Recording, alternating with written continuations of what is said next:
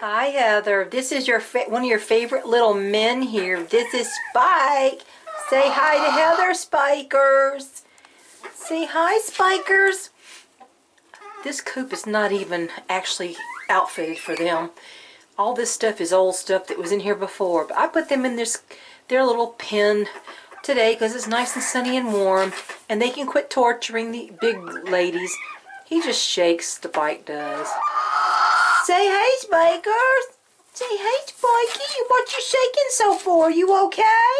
What's the matter, Spikers, huh? He still does the hypermetric movements, the exaggerated movements, and he still throws his head back when he eats. But the little man still keeps on ticking. He's like a Timex watch. Takes a licking and keeps on ticking, huh, Spike? So, I just thought I would send you a picture of little Spike who's shaking like crazy. It's not cold, Spike. Why are you shaking so much? Are you all right? My goodness. It's something running an old folks home around here. Thinking about you, Heather. You take care. Hey, everybody. Oh, well,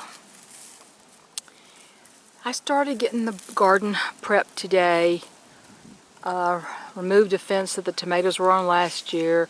Moved a lot of plastic, and I'll go over there and show you. Hang on, let me get up. This stump's not that comfortable to sit on. I crunched some cornflake leaves here.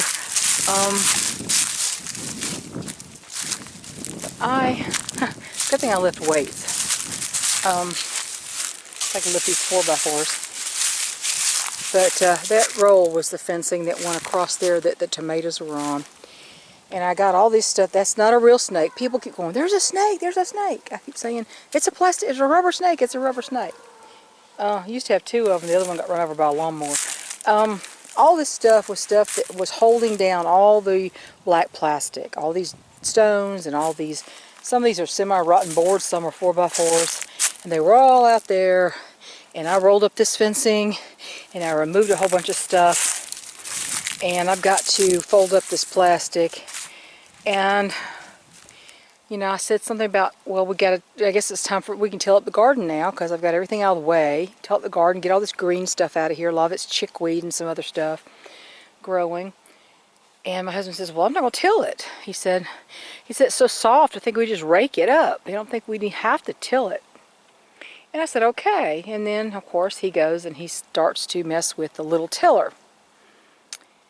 And get all the stuff out of the tines that were all, like, vines and stuff that were in there. Got all that. And then he started to try to start it. And that's where the trouble began. As it always does. Even though he said it wasn't going to till it, he started to try to start the tiller. It's a recoil start. And he jerked us back out. And it still didn't start, even with the starter fluid. So, little mouse was apparently underneath the black plastic. You see how soft this dirt is? This used to be the compost. And we've moved all the elderberries. Before they started getting really out of dormancy, we transplanted them over there. So this side has one variety and the other side has another variety. So he's hurt himself, and now he has to bring out the big guns, muscle relaxer, pain reliever, and take to bed. So I've already gotten supper done, and I went to walk down to the other street to go get the mail. He usually drives down there to get it, and I don't want him to get in and out of the car because he's in screaming pain. If you know what that means, he's in screaming pain. And I've got the hatch going. Today's day 2, and there are 15 Brahma eggs and 1 from Maddie. Not intended to keep any, just to sell. I don't know why I did that. I must have lost my mind. But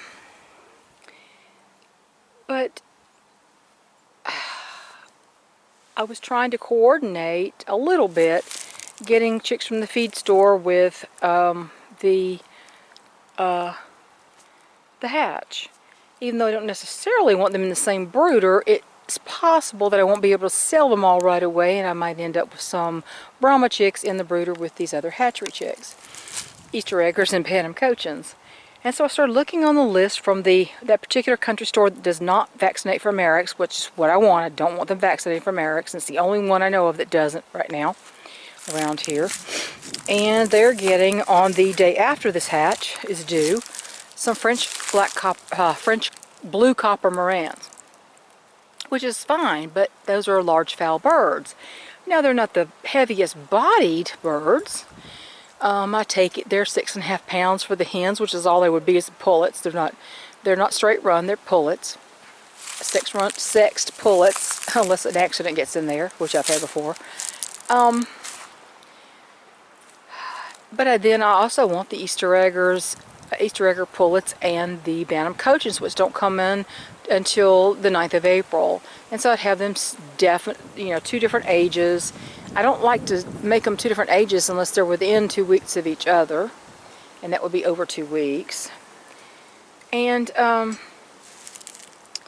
so then I started thinking, when he ended up in bed today, I thought, this is a lesson.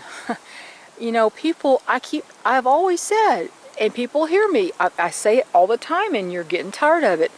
You have to say no to things sometimes for the betterment of your homestead and for your life.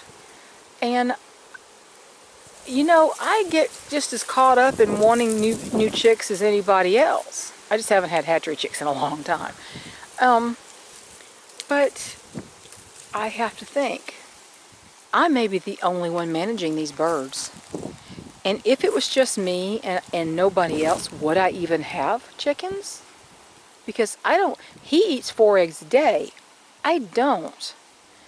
I don't mind having eggs once in a while, but I don't necessarily have to have them. Not that often. A few Bantam Cochins for me would give me plenty of eggs. So I thought, okay, let's don't complicate this. You're not going to get anything around the time of the hatch. You're going to try to sell the Brahma chicks when they hatch. That gives you 2 weeks to sell them before the shipment of Easter egger pullets and assorted Bantam Cochins comes into that feed store, and that's what you're going to stick with. So it's not always easy for me either. We have to make choices, and sometimes they are not fun choices, and they're not. I would love getting all these different varieties, but I don't need all of them, and I can't handle all of them because I still have groups of birds here. I have just a handful of old ones on one side of the barn. They're all elderly. On the other side, I've got the little Belgian Danvers. Oh my gosh, I think I have a hen on my property. Dear Lord, I want you to see something. Do you see this chicken? There is a hen on my property, and it's not my hen. Here we go again, and I know exactly where she came from. Lord have mercy. This cannot keep happening. I've got to get my fence fixed. Well, Hatchery Buff Orpington. Dear God. I'm going to end up with a bunch of birds just from the neighbors. And I hope to God they don't have any kind of disease. Well, this didn't go exactly like I planned, so I'm going to go and see if I can scare this chicken back to her house and figure out where she got in. Talk to y'all later. Well, I see where they're coming in.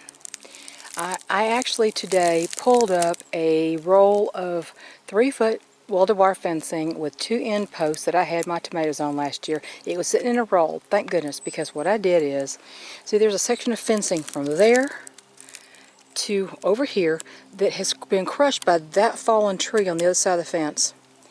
And there's just, the fencing is just wadded up down. You see that water limbs? That's fencing in there. It was bent over here, like over here, and then down the hill. It's just a wad of fencing.